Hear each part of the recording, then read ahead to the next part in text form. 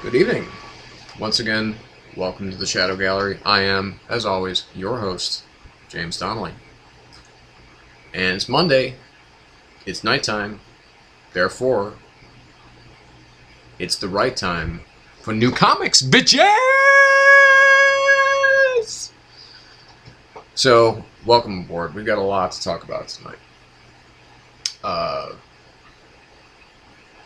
Those of you who caught the I guess Shadow Gallery 1, I guess this is Shadow Gallery 2. This is the sequel. But those of you who caught the vlog that I did earlier today, basically my response to Alan Scott, the original Green Lantern, being gay now in Earth 2, and how that's become a really big deal, media-wise, comic book-wise, as far as publicity, anyway, for the comic books, and how it's also become, this big debate about all this bullshit. I'm not going to go into that any further tonight. But there are some other things that there's at least one other thing that I do want to talk about tonight. And normally I'd kick right off. I've been in a pretty foul mood this whole weekend because I've had this fucking headache that won't go away. It seems to have abated, at least for now. But there was something that I saw on Thursday or Friday. I can't remember the exact date, or I can't remember the exact day of last week that I saw this, but it's something that stayed with me and ultimately has influenced me,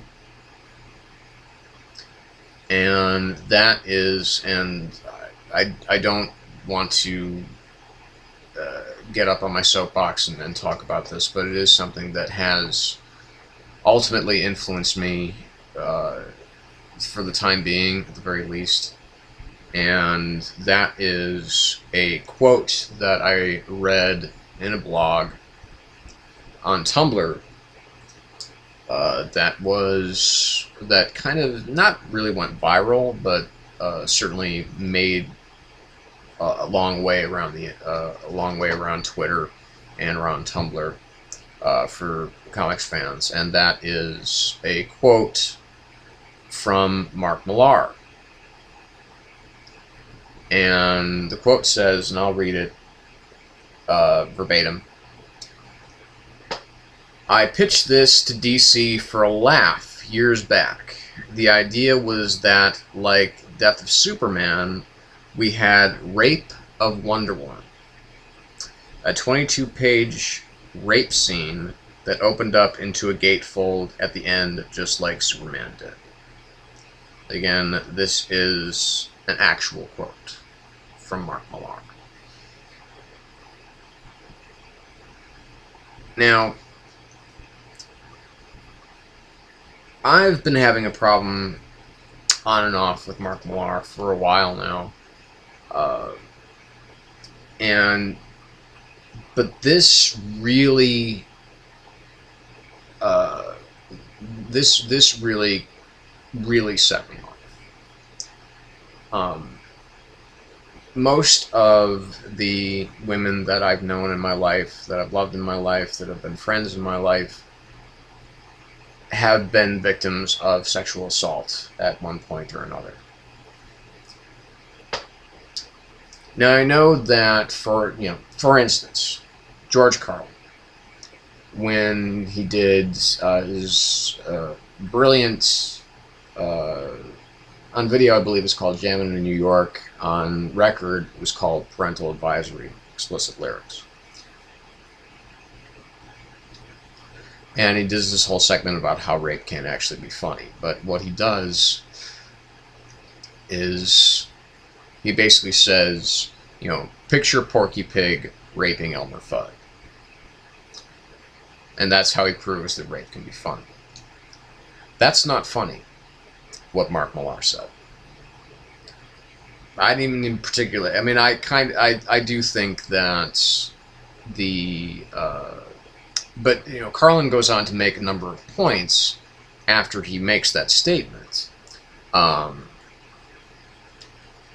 it's very not anti-female, as Mark Millar's very much is.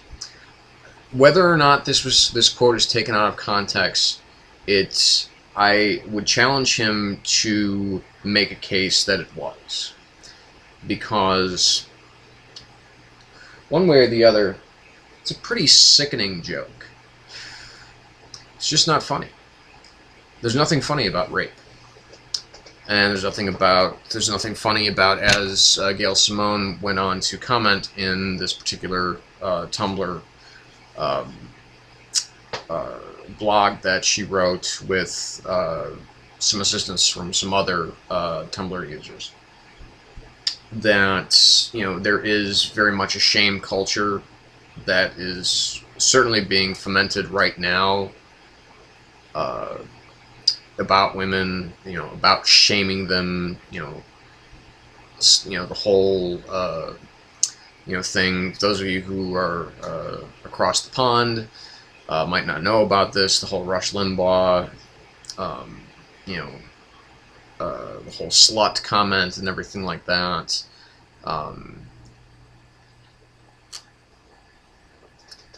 It's disgusting, this culture that we're in right now, and it actually forced me to take a look back at some of Millar's work. And if there's one thing that is virtually guaranteed in all of Millar's work, is that somehow, no matter how powerful he may make the female character, they're always marginalized. If you look back, for instance, to the Ultimates, particularly the Ultimates 2, in which he makes the Black Widow basically and I don't want to spoil this, so if you are listening to this for the first time, I'll do my whole thing where I hold my hand up when I'm spoiling something. You can mute it, and then when I'm done, I'll take my hand away, you can unmute it, and you can start listening again. So, spoiler time. That basically Black Widow in Ultimates Volume 2 is the traitor within the group, and that ultimately she's the one that kills Hawkeye's family, almost kills him, and then she is herself pretty brutally murdered by a series of arrows by Hawkeye, very phallic symbols. So there's that. There is also there's a scene which I got into a war of words with Millar himself on Twitter about, that I did comment on a long time ago, about, I believe it was the 3rd or 4th issue of Kick-Ass 2, in which the motherfucker and his super cunts, whatever they're called, I don't even remember, and I don't even care. But, you know, that, they're shooting children in the head, and then there's a rather brutal rape of the girl that Dave is in love with. Now, Millar, basically, he chalked this up to kind of a Clockwork Orange, Heath Ledger Joker kind of comparison, that what the motherfucker's intent was to cause chaos. And I at least appreciated the fact that he was willing to enter into a dialogue about it, but by the same token, it wasn't necessary. That wasn't, he said, because he kept saying it was about escalation. And if you watch a film like The Dark Knight, the Joker, admittedly, yes, okay, so he does kill Rachel Dawes. But there's no rape, you never get the feeling throughout the film that Rachel's really kind of, she's just a damsel in distress. She's a strong and independent woman, and yes, Batman does have to come to her rescue. But again, it's not about the dehumanization of women, which is, like I said, as I've explored more of Millar's work in the last couple of days, something that I've really started to see. Even the character of Hit Girl is a dehumanization of women. Basically, she's been programmed from birth to become an assassin at the behest of her, incredibly insane father, who has invented, at least in the comic book, not the film, has invented this fantasy of his wife being murdered by mobsters, and that's why he became Big Daddy, and she is trained to become Hit Girl. So some of the first things that we see of Hit Girl as we look into her origins is her being taught how to handle taking a bullet. So that she comes to, all sorts of rescue and everything like that in the end, and all that kind of stuff. It's still just a very robotic character. There's no fully fleshing out of the character. And I think that's going to be his intent with the next Hit Girl project. But the reason I bring a lot of this up is because Super Crooks #3, which was a series that I was enjoying, hit the newsstands, hit the comic shops this week. And I didn't get to the comic shop until Saturday, after I had read this quote. And I pulled it out of my pull list, just as I've done with the Secret Service, and just as I've done with any future Mark Millar project, because I can't continue to support the work of a man who thinks like this. Again, joke or not, out of context or not, it's something that I am really starting to see in his work, that there is an overall dehumanization of women, an unnecessary treatment of women. It's just not something that he does. He doesn't write strong female characters. And I know the argument can be made for Hit Girl. Like I said, I mean, even her is very itchy nose. All the cocaine I've been doing, I guess. No, really. Anyway, but that she's just almost an adolescent fantasy, and it's a shame too, because I've mostly regarded Millar as a very smart writer. I think that the closest that he's gotten to making a strong female character, but again with that it's still a problematic character, is the character of the Fox in Wanted. But even the Fox, again, is more of kind of an adolescent fantasy. She teaches Wesley how to fuck properly, how to kill properly. They talk about rape, and that it's just no big deal since they're supervillains. And that was always something that really bothered me about that book. And again, it's just something that has really been going through my mind for the course of the last couple of days. And it basically has solidified my opinion of Millar, that he's essentially just, he's a boy with, who thinks that basically the dehumanization of women is fun, or it's appropriate because it ultimately tells a stronger story about the men that he puts into the situations. No. Sorry, Mark. doesn't work for me, and I don't think it should work for anybody else.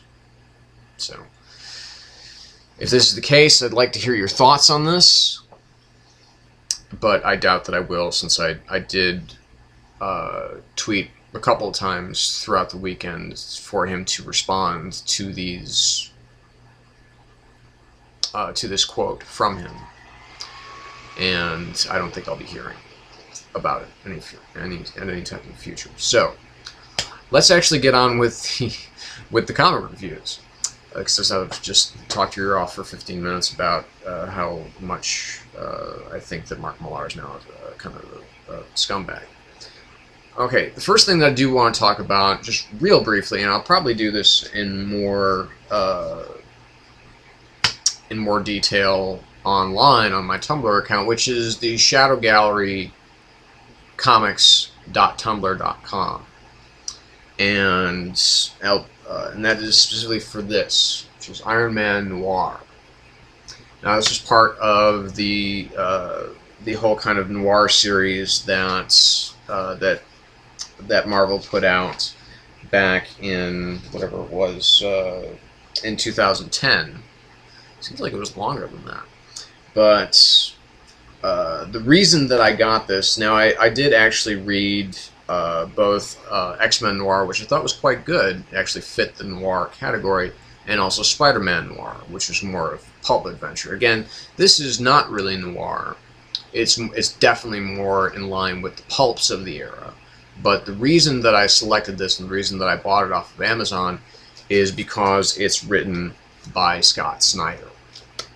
So this is one of his few Marvel works, and it's excellent. So, moving on.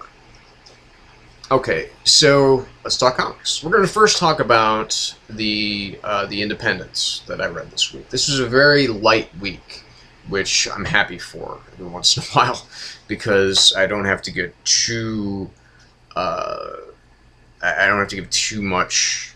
Sometimes I feel overloaded with as many books as I do read. So let's kick it off. So America's Got Powers, number 2.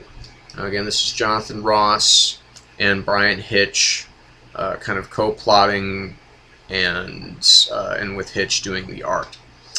And basically what we have is, we open, of course, well, we actually open with these articles about the mistreatment of the powered teenagers under the current president. Now, it does actually mention names like Bush and like Clinton, but it doesn't say who the current president is, even though this is supposed to be taking place after either in or after 2008, which is by the time that Obama took office. But it doesn't name anybody by names, but basically there's been a presidential directive, a Homeland Security directive, that all these people can be herded up into camps. Now, this could take place. Now, these letters could be dated prior to the events of this issue, of certain events of this because this issue does flash back and forth quite a bit. There's a couple trips down memory lane, so it could have happened prior to that, and maybe this is what this time is now when it's set in the present with the America's Got Powers show, maybe after these letters came out. So basically what we've got here, the actual comic book itself opens up with the aftermath of the last issue, where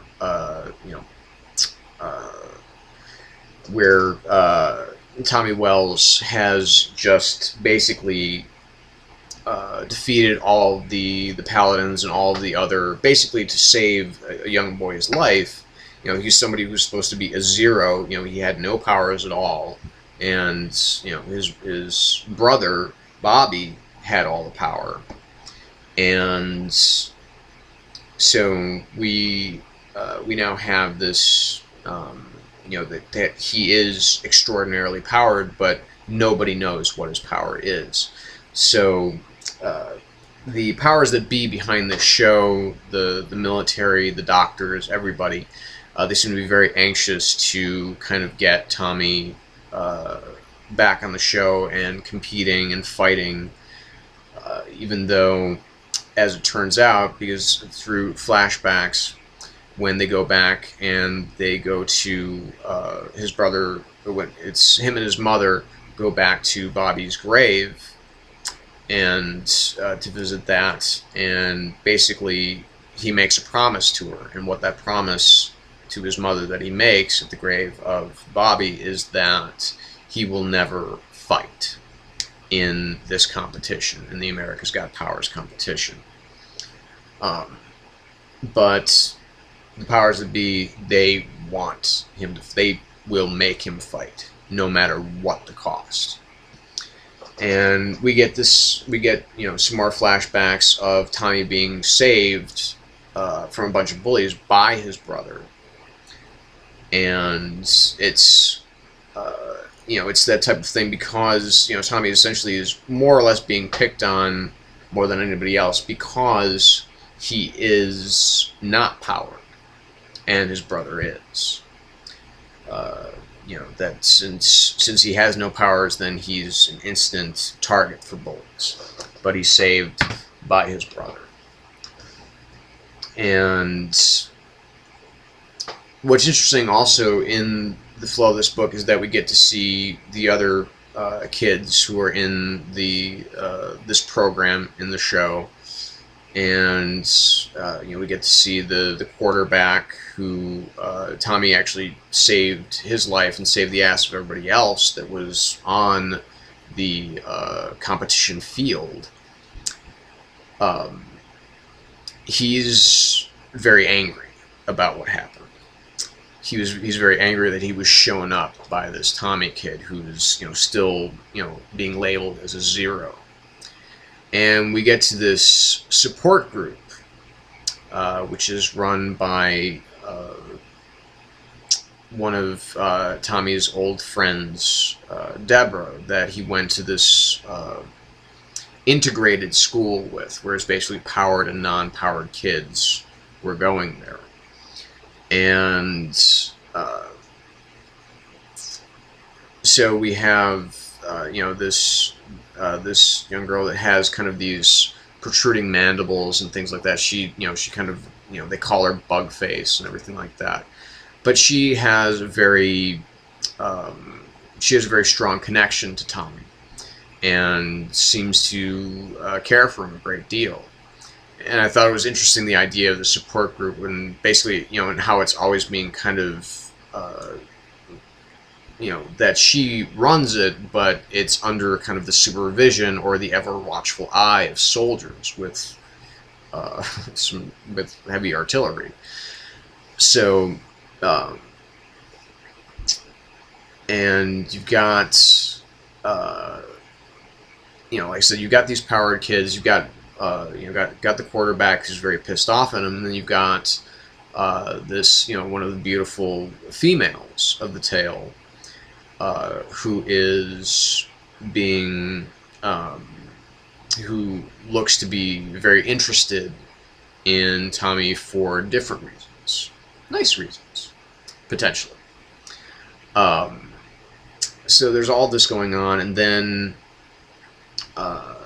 Mrs. Watts, was I calling him Wells? I meant Watts, is taken to a secret laboratory that's kind of run by the people that run the show. And she is, given, she's told a secret. And the secret holds the key to what's going to happen next. Because on the very last page, even though Tommy is an objector, she tells him that he has to fight. Now, what that means for Tommy and what it means for his, for his mother and for the family, we don't know yet. But it's clear that's something that they have gotten to her, because she was, all the time saying before that, don't ever fight. And now she's saying that he has to. This has been, Image is kind of continuing this winning streak of these new series, and this is just another one which it's just really, really well done. This is a terrific read from beginning to end. Everything is very interesting. Of course, the beautiful widescreen art that Brian Hitch just, he just kicks an inordinate amount of ass on, all the work that he does, really. And this is certainly no exception. I find it interesting that, that we have this kind of character, and, this one who is, he's the kid without powers that all of a sudden has powers that are off the charts, but they can't be measured, because he doesn't seem to be able to kind of turn them on or off. He just has whatever this ability. It seems to be almost defensive in nature. But now they're looking to make it offensive in nature. And, just the kind of, the culture of the reality television and kind of this persistent feeling that we get just, seeing reality television, and whether you watch it or not, but knowing that it's constantly escalating. That it doesn't seem like that far into the future we're going to have some kind of the most dangerous game type of reality show on, where people will be hunting other people. The Hunger Games. There was a great film that, not a great film, but a really good film that came out like in 2006 or 2007. Maybe even before that. No, it must have been before that. It was like 2003 or something like that, called Series 7, The Contender, which was basically a satire in which human beings were hunting each other and killing each other for sport on, on city streets, and it was being filmed for a reality show. So this is, conceptually, artistically, this is a terrific, terrific book. Issue 2 was another really good read. Not quite as strong as the first issue, but again, still really strong. So very solid 4.5 out of 5 for America's Got Powers number 2. Jennifer Blood, number 13. Basically, this issue completely does away with the character of Jennifer Blood for the first time, and we're actually just given a glimpse into the life, into the mind and life of Elaine Pruitt, who is the female cop that was chasing Jennifer Blood down before she blew up basically her entire identity, and basically framed Jack for being the Jennifer Blood killer, and it killed her partner Folsom, the drug addict, kind of crooked cop Folsom. And and what we see from Pruitt, as she's in a coma, she's recounting these different parts of her life, and she is someone who is desperate to be the right kind of cop in the wrong kind of town. As we see, in the past, we see her being partnered up with people who are obviously in league with the Blutes, or they just don't give a shit. She moves from narcotics to homicide. She meets Folsom for the first time as he's vomiting into an overflowing bucket of vomit, because he's on whatever, or he's feeling withdrawal from whatever. And this cop character is very much like the characters of Detective Martin Soap and Detective Molly von Richthofen from the Punisher series that Garth Ennis was doing back in the day. the beginnings of his, the very beginning of his run on the Punisher, which was kind of this almost comedic take on the character and on, just the whole concept of the Punisher. And this is where he can do this a lot more freely, because, as I've said a number of times, Jennifer Blood is basically a female version of the Punisher in Garth Ennis's world. He doesn't have to worry about any preconceived, plot lines or anything that's come before, no origins, no nothing. He's created this character from scratch so that he can basically do what he kind of did with the Punisher on the more kind of bizarre, perverted level that we normally see Garth taking these things.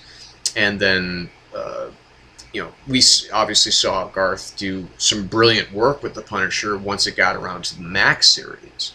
And that was much more, that was much deeper, much darker, and obviously a lot more mature than his previous Punisher work, just for the kind of the mainstream Marvel. So Jennifer Blood, even though this issue doesn't even have the character of Jennifer Blood except for one frame, and it's in memory, and it's just, but what it shows is, it shows how, because this is not, obviously Ennis's name is still on the credits, but it's being written by Al Ewing. Like I said, it was handpicked by Ennis to continue this story. The story is still pretty darn compelling, learning about this cop and what she's gone through, and how she ends up being partnered up with Folsom. And it's just, it's a really well-told story. Obviously very, very light on the action, because it's all about story in this case. A little bit of exposition, but it's not very heavy. It's a little exposition heavy, but that's, Ennis gets into those modes every once in a while. And, this is obviously somebody who is very, Al Ewing is very much of the same school of thought as Garth Ennis. So, he will obviously has studied his work and is kind of continuing it to what Ennis, probably to Ennis's, to his wishes, without actually having to do the book himself, because obviously he's got other things that he's doing, like right now, like The Shadow. But a very solid 4 out of 5 for Jennifer Blood, number 13. Really good book, very well done for the kind of book that it is. American Vampire, number 27. This was a not total disappointment, but it was a pretty big disappointment. It's definitely one of the weaker issues of this comic, because basically we have the the finale of this 2-part arc, and we have Agent Poole, and he's fighting off these elderly kind of like almost werewolf vampire hybrids, if you will. I know it's a word that gets overused a lot, but we know that that Poole he's an agent for the Vassals of the Morning Star, and he he's there as a vampire to kill other vampires. And he gets some help to eliminate these creatures. They call themselves the Fighting Canines, because they are veterans of the First World War, but they are actually kind of an ancient order of these vampire, like I said, kind of hybrid-esque. So that all gets wrapped up in a big hurry.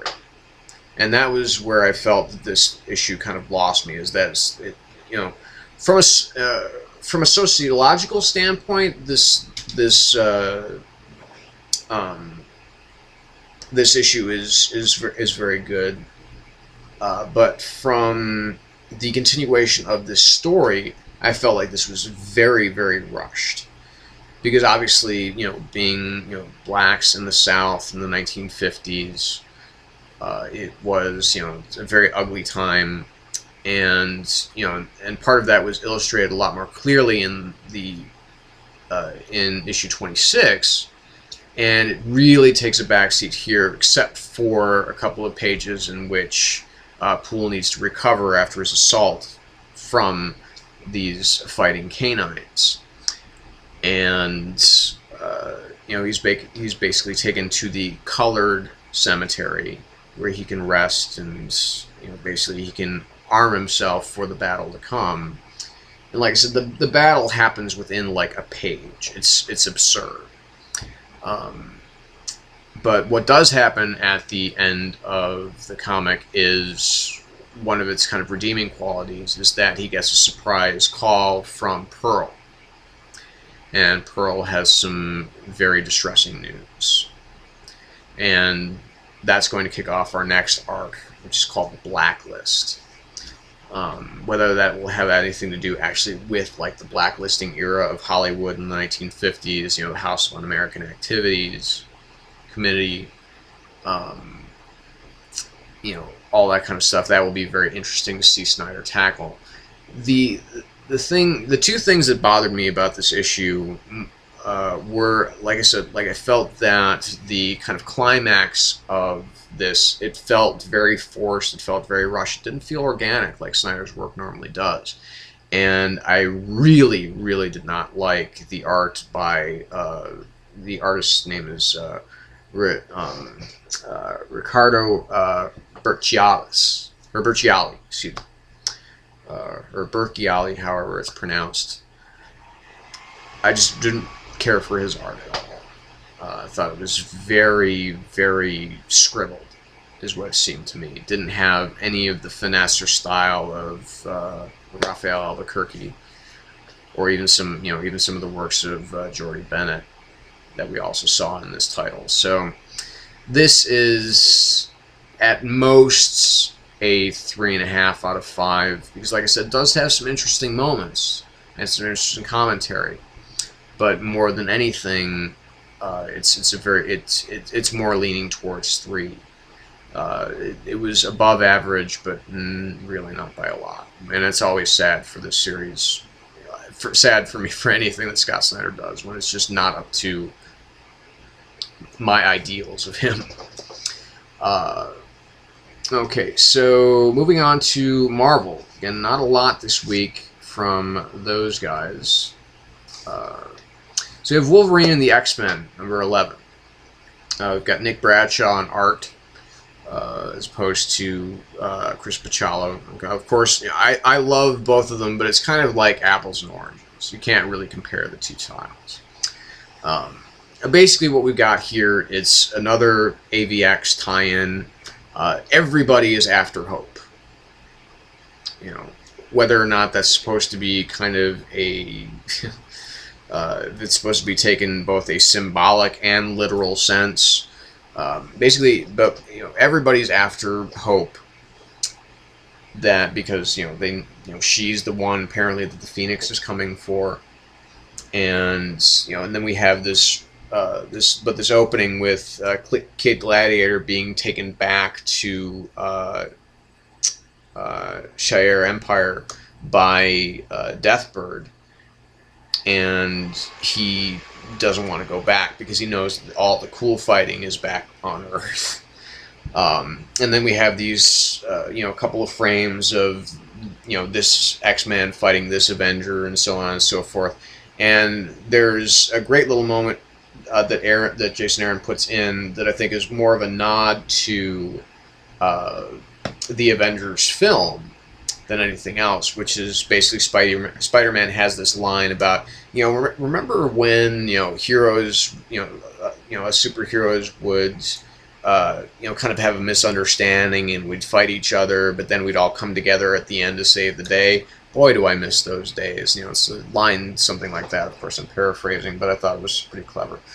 But, Wolverine is actually with Hope. He's the only one that knows exactly where she is, because he's right there with her. And then, of course, they're together as the Shire Death Commandos. come a-calling. And they're definitely in a killing mood. You know, you've got some different types of aliens here. You've got, you know, a Skrull for one, some guy that turns into bugs, another. And Wolverine basically has very much a crisis of conscience as he is kind of taking on this new role of being a teacher and of being someone who's supposed to be there for his children.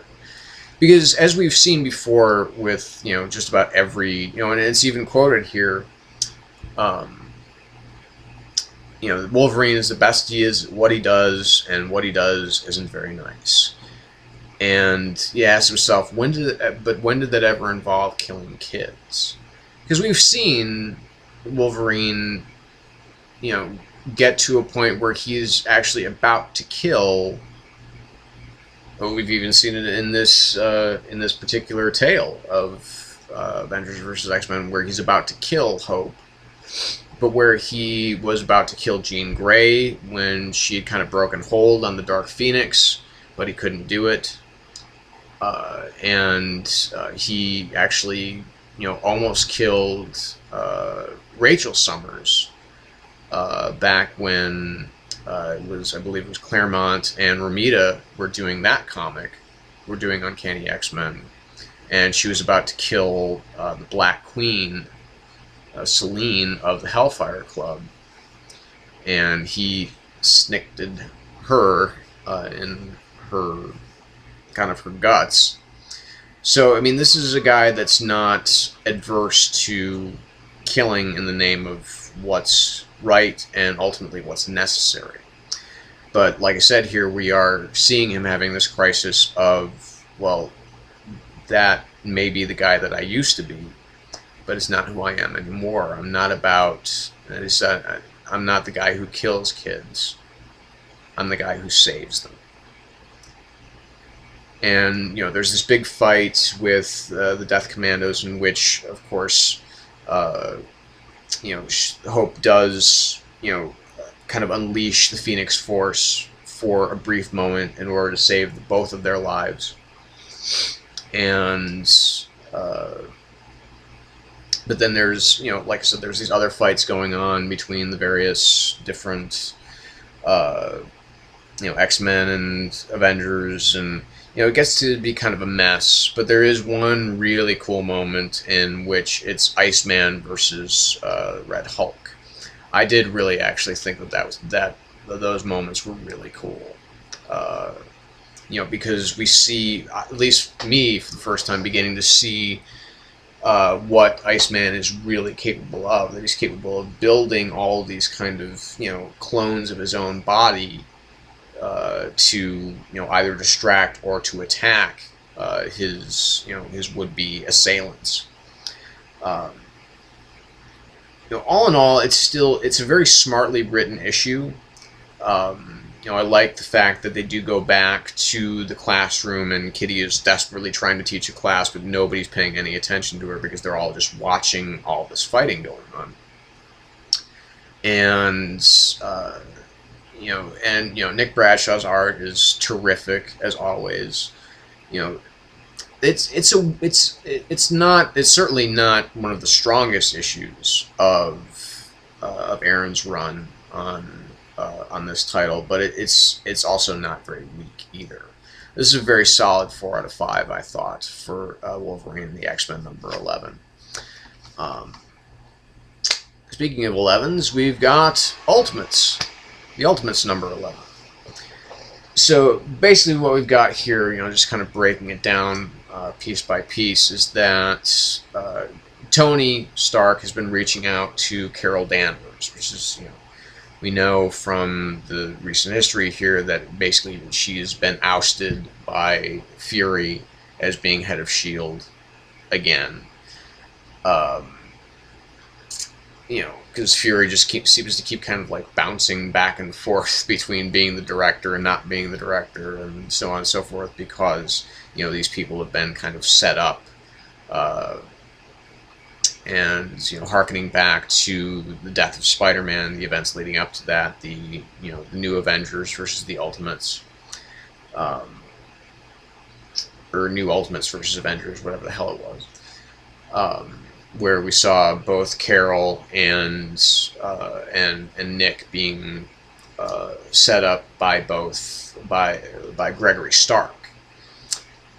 And what we've got here is, that he's reaching out to her because he needs to meet with the president, because basically he and Thor are sick of beating the crap out of all these SHIELD agents who have the winter protocols in effect, basically saying that each member of the Ultimates is classified as a weapon of mass destruction and they need to be in custody immediately.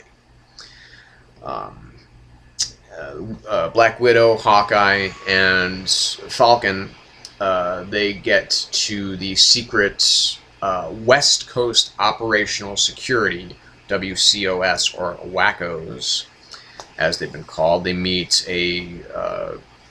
someone that probably should be in prison for the genetic work that they've done, but Fury kind of liberated him because they saw his scientific potential, and he's kind of creating these genetic experiments who that will ultimately be the WACOs, the West Coast Avengers, if you will. I thought that was kind of a humorous touch.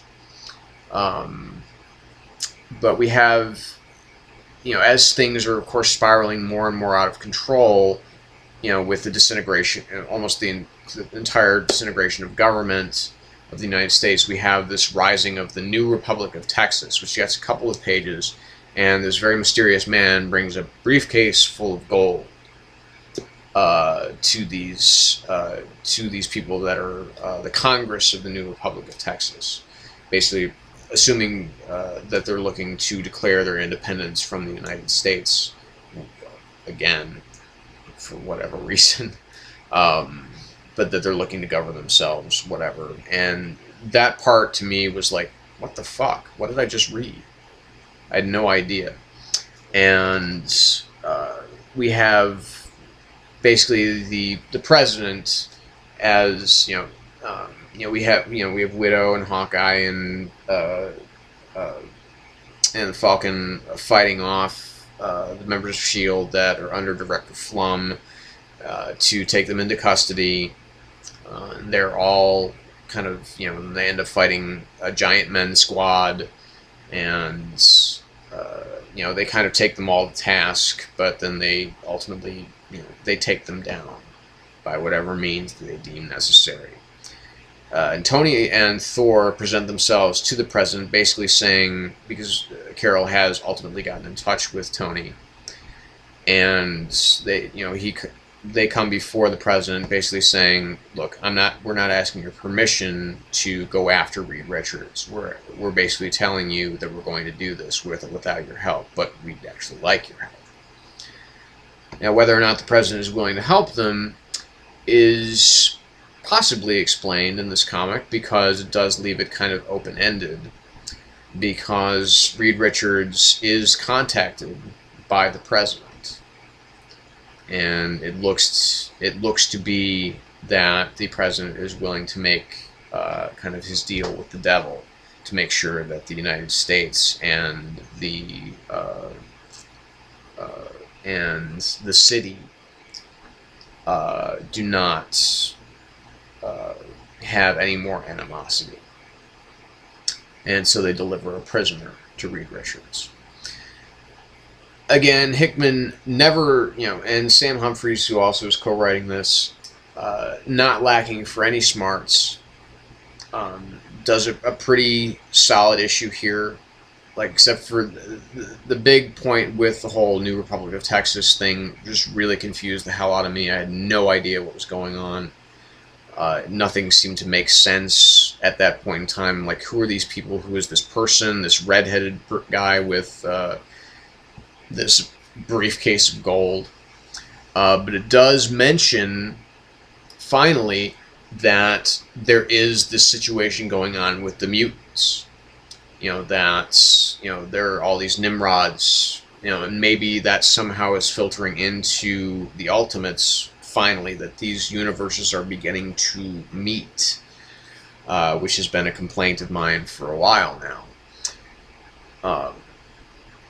The art is very problematic because I think there are like 4 different people doing art on this. I know one of them is, I think one of them is, it's either Breitweiser or one of the Geis brothers. And, just the art it's a little off here, it's pretty good there, and it's kind of segmented by the 4 different kind of plot lines that are going on throughout this book. So that was kind of, I think, unintentionally disorienting to me. So it didn't flow very well. So Ultimates number 11, again, never lacking for smarts. It's still a 4 out of 5. It's it's not a solid 4 out of 5. It's kind of between a 3.5 and a 4. It's still a good read, but could be stronger. Annual time, because I guess this was just one of the weeks that they felt like putting out some annuals. And first annual that we're going to talk about is Amazing Spider-Man annual number 39. It's a Wonderful Life for Spidey.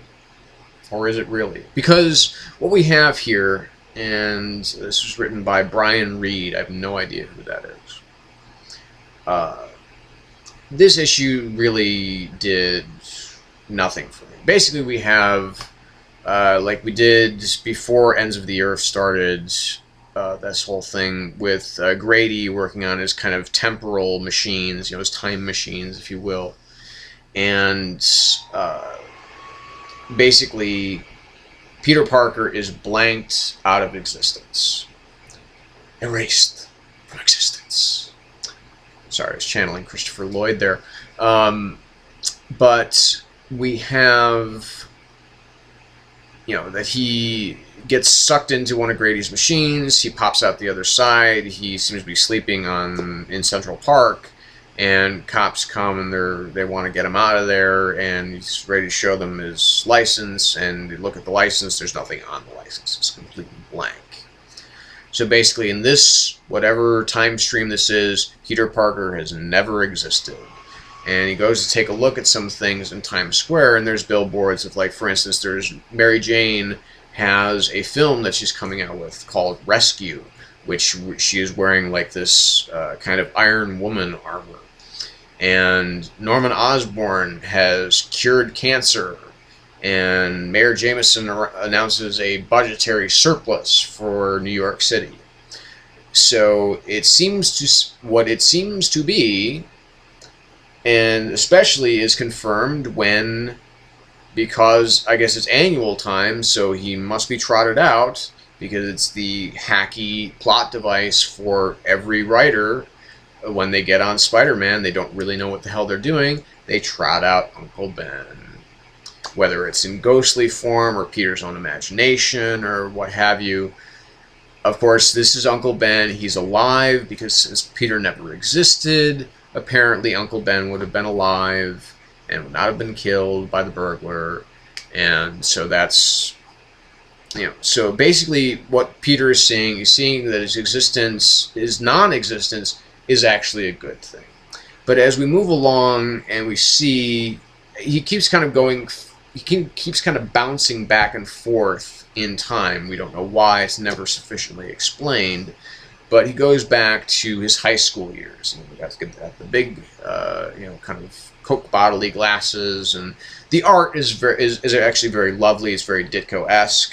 It's very much a copy of that time. The looks of the designs of everybody are very, very Ditko-esque. And he's seeing Flash Thompson there, and he's seeing himself being a geek again.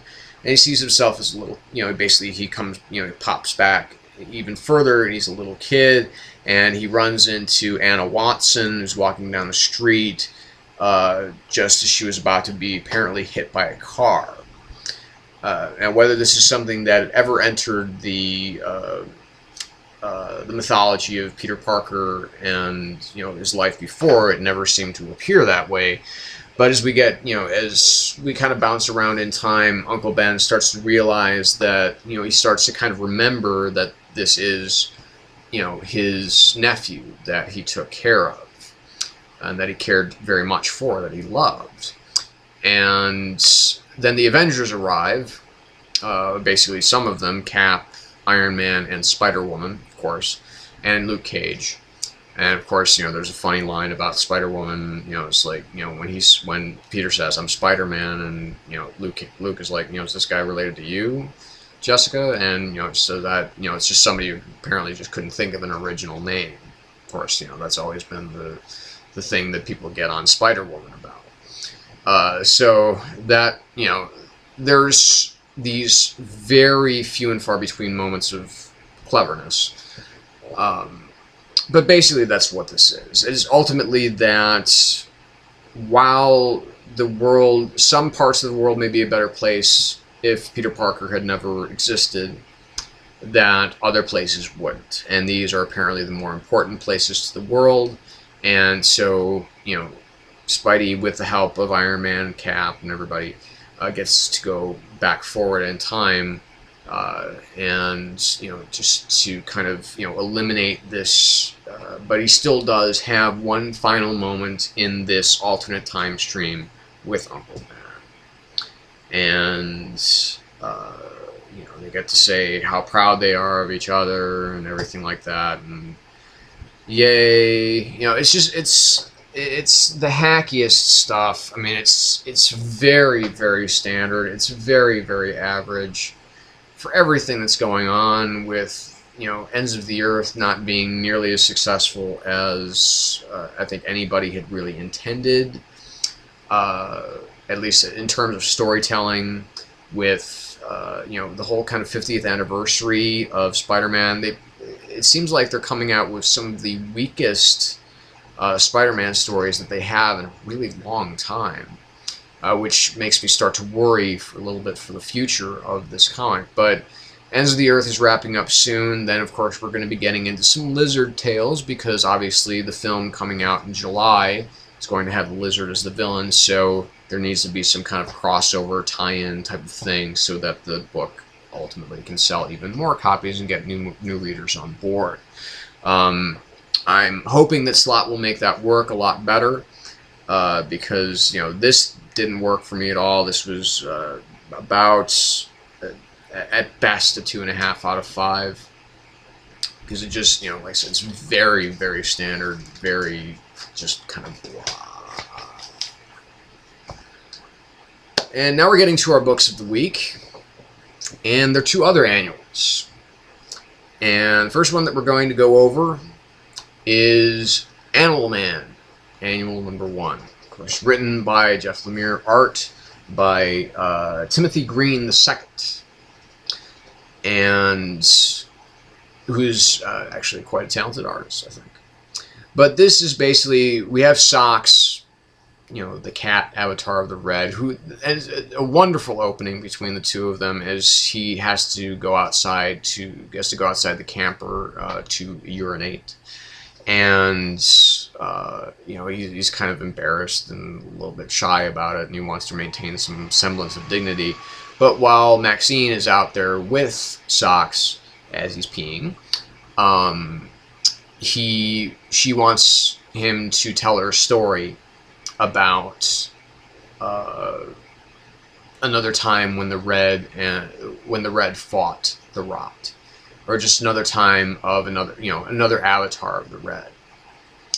And of course, she hopes that it has monsters, because she kind of wants to hear a scary story. And of course, Socks replies, "Well, with the Rot, there will always be monsters." And so basically, we go back to the first meeting, because they do discuss, Socks and Maxine discuss the Swamp Man, Alec Holland, the Swamp Thing. She refers to him as Swamp Man. I know, of course, that he's called the Swamp Thing. And that she wants to hear about another time that the Avatars of the Red and Avatar of the Red and Avatar of the Green teamed up to fight Avatars of the Rot.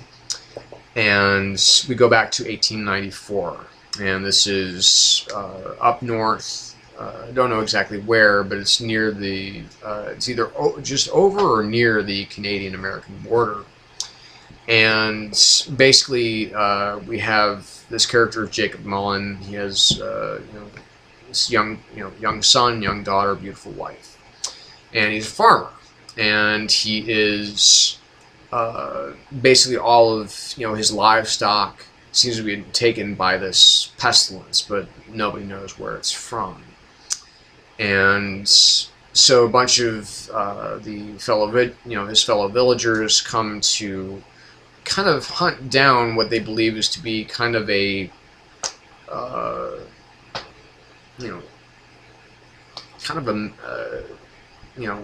more kind of like human and tangible thing that is responsible for all of this.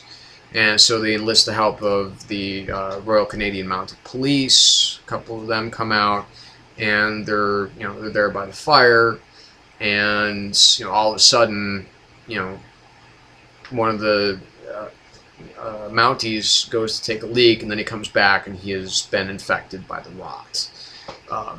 And so all of these, of course, this horrible violence erupts around them.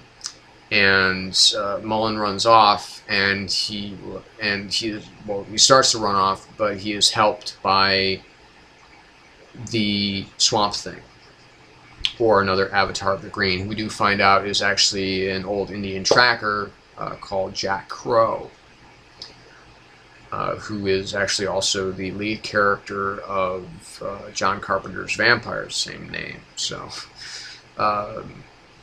That just hit me, because I'm like, I've heard that name before, Jack Crow. Anyway, so we have this meeting between Crow and Mullen, and basically Mullen eats one of Swamp Thing's tubers, the kind of hallucinogenic tubers that allow the green to kind of penetrate into the essence of whoever eats it, and gets to see things almost the same way that these the wood elementals do. And this kind of this awakens Jacob's abilities as an Avatar of the Red, but he also he sees glimpses of the past, which are really beautifully framed by Mr. Green. But he also sees the future, even beyond where we are in the present.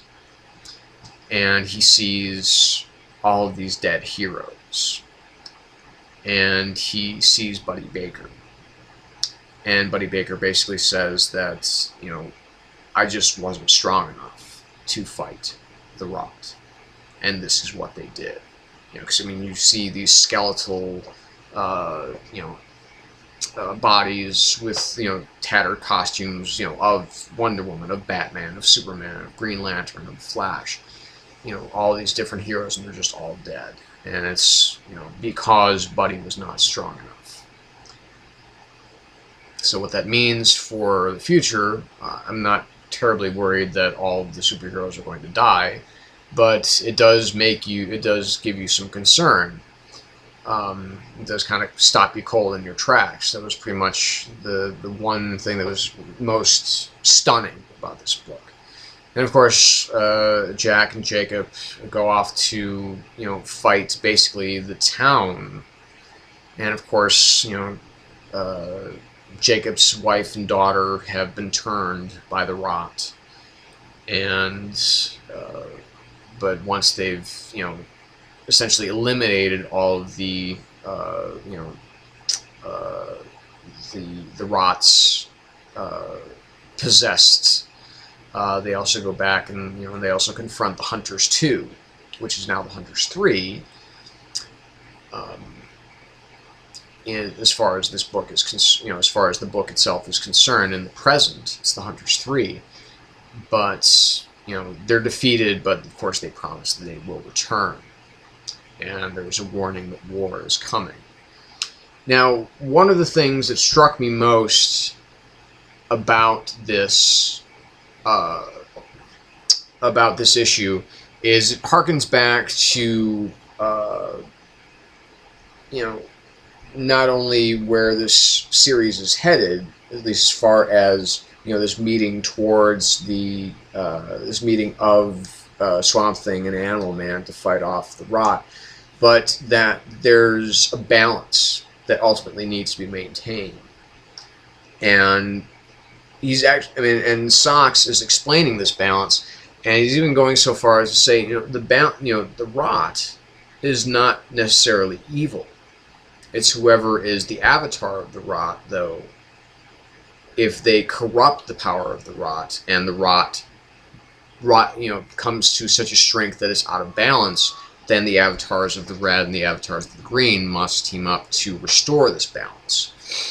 And like it happened back then, and like it's happening now, and of course the avatar of the rot, or avatar of the black, is not William Arcane, as we had previously believed that it would. For those of you who have been reading Swamp Thing, who better be all of you, because it's one of the best fucking series out there. But also was revealed at the end of the last issue of Swamp Thing that the more than likely the avatar of the rot is Anton Arcane, which to me was a major holy shit moment. But it also harkens back to not only to Swamp Thing currently, but also Swamp Thing of the past, and which is the original meeting of Alec Holland, Swamp Thing, and the Parliament of Trees, as was in Alan Moore's run on Swamp Thing, which was, of course, majorly brilliant. And the question that the Parliament of Trees pose to Alec is, where is evil in all of the wood? And that's something that is kind of brought to bear here as Socks discusses the rot, and that it's not necessarily an evil thing, and that it's necessary in order to maintain balance. But like I said, right now it's completely out of balance, so that's where this has gone. So terrific work on this annual. Just was very absorbed by this story, very absorbed by this tale of these the avatars of the red and the avatar of the red and the avatar of the green for their first meeting. And it's very absorbing. The tale is very well told. The art by Timothy Green II is really, really good. I kind of wish that he would be continuing with this instead of Steve Pugh, but I've actually kind of gotten used to Steve Pugh's work, so I'm good with it for now. But I would prefer someone like, of course, if Travel Foreman were to come back, that'd be even better. But if wishes were horses, as they say.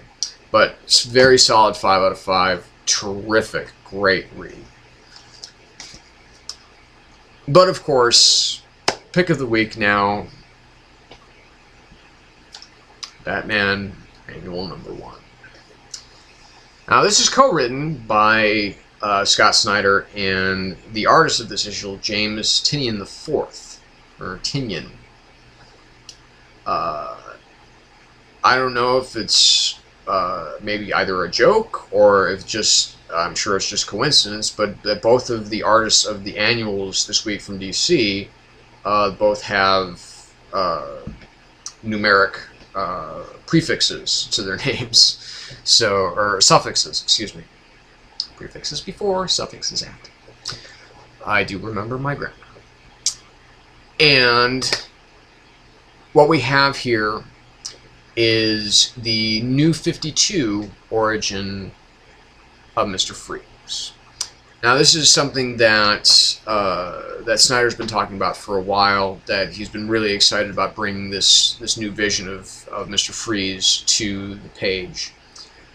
And first of all, as you can obviously tell, I was very much in love with Animal Man #1. So if Animal Man Annual #1 is not pick of the week, then this must be a pretty special book indeed, and indeed it is. Because basically what we see here is that this is a Court of the Owls tie-in, but is still mostly to do with Mr. Freeze. Now basically what we have here is that Mr. Freeze came up with a formula that would essentially assist the Court of Owls to thaw out all of their talons. But he was used by them, and they tried, to break into Arkham and kill people. Because I haven't been reading whatever Batman title that's actually being covered under, whether it's Detective or The Dark Knight, or because I don't read those because I don't like them. But it is definitely a tie-in, and basically, Freeze he's had enough. He wants out of Arkham, and he wants his wife Nora. He wants her back, because now that he's developed this serum for the Talons, he now discovers that he has the means to cure Nora. And the escape itself is pretty remarkable. He snaps the neck of the therapist that he's doing the session with. That he's recounting all this information, and early in the issue, very beginning of the issue, actually, we have young Victor Freeze in Nebraska. He's running towards a snowman building competition in town with his mother, and his mother talks. She's got an apple with her, and we basically what happens here is that they're walking across ice, and they don't realize it until she actually falls through. Now, she almost dies, but she was saved by the super cold water. Now, apparently this kick-started Freeze's, passion about how ice can, protect people even though they may be dying. And so it's a really interesting revelation for this current version of this new 52 version of Mr. Freeze. But he makes his escape. He uses the wax coating from a crayon to basically help facilitate his escape, and he gets this, some of what he uses, what's basically pumped into his cell to keep him cold. He uses some of the fluid from that, and he actually puts it in his mouth, and as guards are coming at it, he puts his arms up and he spits out this icy fluid onto them, and of course it's so cold that it burns, and he snaps one of the fingers off of one of the guards, and uses the biometric fingerprint scanner to get out. He goes immediately towards the Iceberg Lounge and smashes into it, and basically he goes to the Penguin, and basically the reason that he's done this smashing is because he wants his weapons back, and he's going to do whatever it takes to not only get Nora, but to get the man who stole Nora away from her, Bruce Wayne. Because we see here in this again in this origin tale, if you will, that Bruce Wayne had at one point hired Victor Freeze when he was just Dr. Victor Freeze, to kind of head up the cryogenics laboratory of Wayne Enterprises. And he had been kind of secretly Freeze had been secretly stashing away Nora, his beloved, and was keeping her on ice until he could find a cure. And so this whole break into the Iceberg Lounge, essentially to get his weapons, is a ruse to make it look like he busted in to get money from the Penguin or whatever, to throw essentially the police and everybody off of his tracks. And so to make it look like a real robbery, the Penguin, of course, lets him kill some of his own henchmen. He said that he won't be persecuted for his crimes, which I thought was very typical kind of Penguin duplicitous fashion. And so then he heads for Wayne Enterprises, and then we get to the point in flashback in which basically Wayne finds out what what Freeze has actually been up to this whole time. That he's been basically keeping this woman and keeping her cryogenically frozen with the resources of Wayne Enterprises. And and Wayne basically says, I'm not going to let you take her away. And Freeze hauls off and throws a chair at Wayne. Of course, Wayne, being Batman by that time, he ducks out of the way, and of course it strikes a cryogenic liquid nitrogen, whatever, that kind of container, and it and it splashes all over him. And of course it should have killed him, but it didn't. In fact, his body has become one with the coal. And basically there's a wonderful fight scene between Freeze and Nightwing and Robin. Now, the only kind of problem that I have with this scene is that if this was not in a Batman title, this fight scene would have been much longer, and I'm sure that both Nightwing and Robin together could have found a way to take down Freeze. But since this is a Batman title, Batman's got to come in and take down Freeze himself. And I can appreciate that. I mean, I don't have a problem with it necessarily, but I mean, I think it's clear that if maybe even just Damian alone would have been able to take down Freeze. But it's the banter between Nightwing and between Robin that kind of that allows us to have a little bit of fun during this fight scene, because Nightwing is all about the banter, and Damian is just like, will you just shut up and fight? But then we have Batman kind of bailing out Dick and Damian, and basically saying, I have Nora upstairs, come and get her.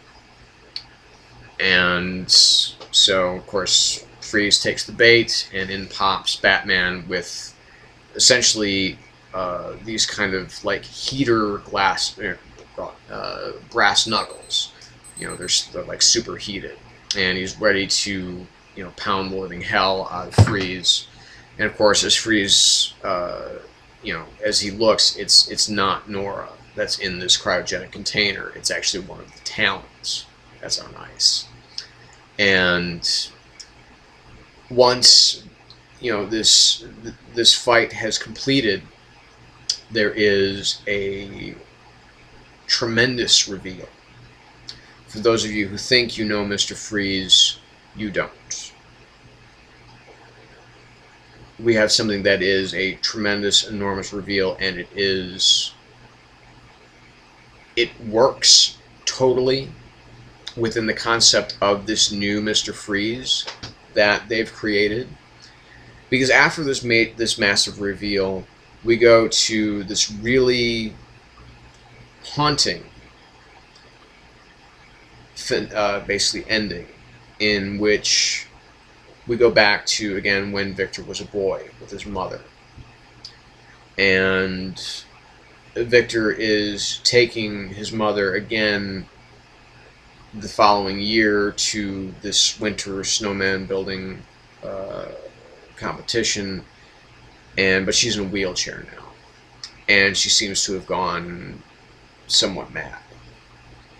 Whatever had happened to her, and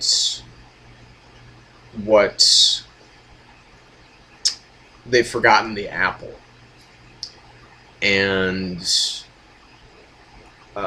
but she says, no, I actually have it right here, and she has a bandaged hand, and in her hand she's cut out, she's cut like 2 circles in her flesh, and they're these 2 red circles that look very much like Mr. Freeze's goggles that allow him to, to see properly. And he knows that she suffered enough. Her madness has taken so much away from her. So he sends her to where she would have gone and maybe should have gone the year before, which is down into the black and icy depths of this lake. And as she's floating out of view, we see the hand with the 2 red circles kind of, not only signifying, this kind of end of his, innocence as a child, but also a pretext of the future and what that's going to be like for him. And it was very moving. It was wildly unusual and different, and I loved every moment of it. James Tynan's art is tremendous. It's really, really very good. Again, not quite Greg Capullo level, but it certainly works very well.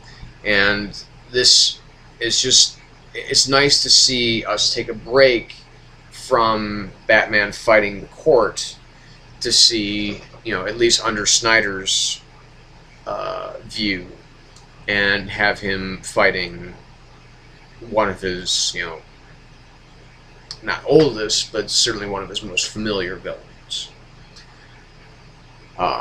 This is just a tremendous book. Again, absolute 5 out of 5 for Batman Annual #1. So that's it for this week's New Comics, bitches! So, if you haven't watched the my commentary on Alan Scott on my other Shadow Gallery page, I invite you to do so. Please, I'd very much like to hear your feedback about it. I'd, of course, like to hear any comments you have to say about this video. Of course, if it's your first time here, welcome. Please go ahead and subscribe. It's right below. And I just finished Howler Mouse's final review of the final issue of Watchmen. Now, as you know, hopefully, I've been very, very fortunate to be part of this wonderful comic book community crossover.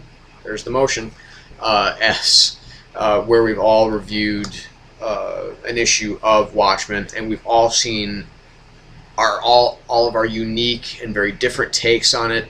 And I've taken away infinitely more from these reviews, things that I've never seen out of Watchmen before. If you've read Watchmen, I highly recommend that you watch these videos. All of them, in their own ways, are great. It's, and I hope that you think that mine is really good too. But there's just so much examination into each issue, and it's really spectacular, and I couldn't have been prouder to be part of it. and I love where everybody took it, and it's been a great time with all of you. You know, from Ghost Critic to Holler Mouse to Minutia Minute to Oddfellow's Thoughts, you know, all of you out there, Agent 42Q, you know, Dark Avenger, you know, all you guys, really tremendous work. Of course, thank you again to Ghost Critic for helping put all this together. I'm hoping that we can do something like this again in the not too distant future for another classic graphic novel. I think that would, or another classic trade. I think that'd be a fun idea. I don't know if there's anything else up there that could quite match the sheer dynamics of the storytelling that is Watchmen,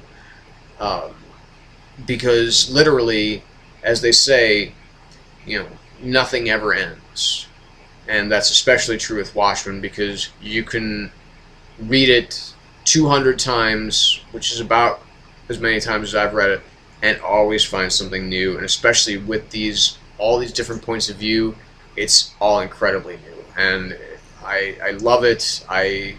You know, thank all of you for putting up such great work. I know I didn't have anything to do with putting it together, but I thank all of you for helping, you know, for giving me these new perspectives to work with on Watchmen. So, brilliant work, you guys. Absolutely great. If you haven't seen it, you know, if you're subscribing here, I have, you know, a list of other pages to go to. If you're also a subscriber to the old Shadow Gallery page, that might be a good idea too, because there you will find, I think, a more comprehensive list of everybody who was involved. The list that I have was just a playlist of the people that were involved, but they will link you to everybody else. So go watch those after you're done with this. It's been a long night. I know that I felt like I didn't have a lot to say, but apparently I did. So I'm going to leave you now. Again, thank you for watching this. Of course, thumb it up, thumb it down, comment, criticize, complain, whatever you feel like doing. And you know, we're sure to see you next week. So for now, thank you again. I'm James Donnelly at Donnelly92274 on Twitter. Again, theshadowgallerycomics.tumblr.com on Tumblr. And I'm James Donnelly on Twitter. If you don't see a picture of me and my face, you will see an X-ray of my hand doing this. And that's how you can find me. Okay? So, until next time, people, remember, stay in the shadows.